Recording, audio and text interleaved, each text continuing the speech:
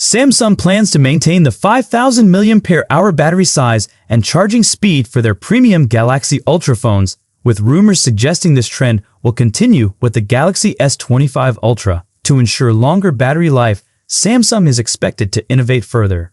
Reports indicate the S25 Ultra will feature the same 5,000 mAh battery as its predecessors, along with two different chipsets, the Exynos 2500 and the Snapdragon 8 Gen 4.